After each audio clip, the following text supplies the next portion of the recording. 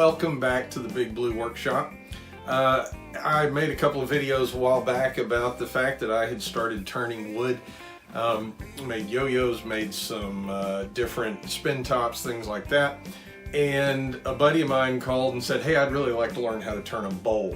So I got some wood. I went down and got some maple, I got some cherry, I got some walnut, laminated block of walnut and maple together, practiced a bowl myself, figured out how to do it, and then brought him over and we worked on a bowl and he got one done. So I taped it. I thought it'd be neat to watch. I did a lot of things wrong. One of the things I did though, recently I switched from traditional gouges to the Easy Wood product, the carbide tip product. I actually got the rougher and the detail tool and the parting tool or the pointed tip, and made all the difference in the world. So this is definitely, for a beginning woodworker, the way to go with the Easy Wood product. These are the medium chisels. They make a smaller and a larger version as well. So take a look, see what you think. Don't forget, click subscribe and click like, and keep watching. Thanks. I started off with some hard maple and some walnut. This is 4/4 stock that I cut down and laminated, and then I put a flat edge on one side, cut it into a cylinder on my bandsaw, and then mounted a faceplate to it to mount it to the lathe.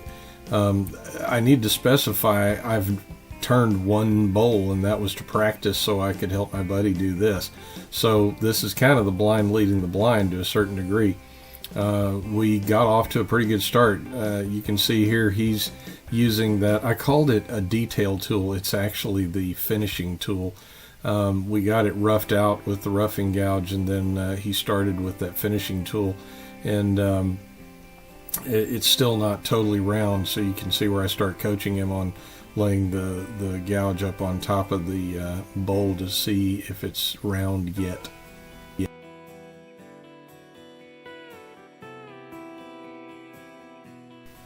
Once we got everything rounded off, he started working on the bottom of the bowl. He did get a pretty decent shape to it, and then we put a little mortise on the bottom of it so we could lock it into my self-centering chuck. Once we did that, we started hollowing out the bowl.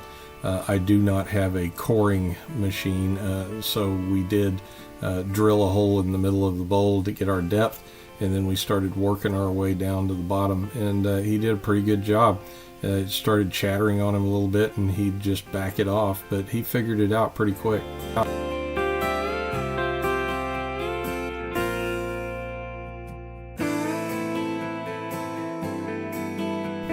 The one challenge I do have is I can't really spin my head of my lathe, and I can't really remove my tailstock, so we kind of have to work around it, and so we kind of turn the lathe and work up into the lathe. I ended up taking a flashlight and kind of shining it up in the bowl so you could see a little bit better, but it worked out pretty good. We got the sides a pretty good thickness, and got it shaped a little more like an egg shape than just a straight up bowl.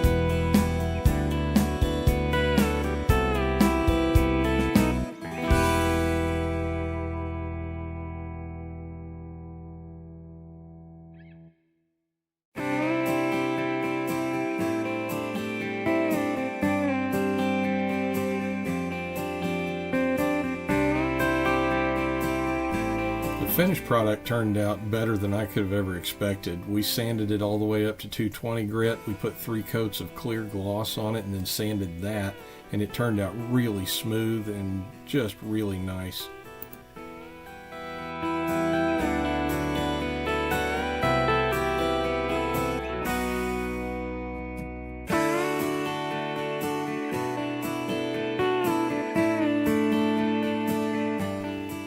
I mentioned that I did a bowl first as a test, and what I did was took some oak and laminated it together.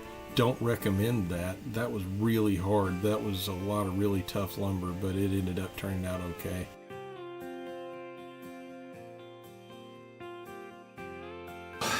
finished the bowl up. It turned out pretty cool. This guy gave it to his wife for Mother's Day.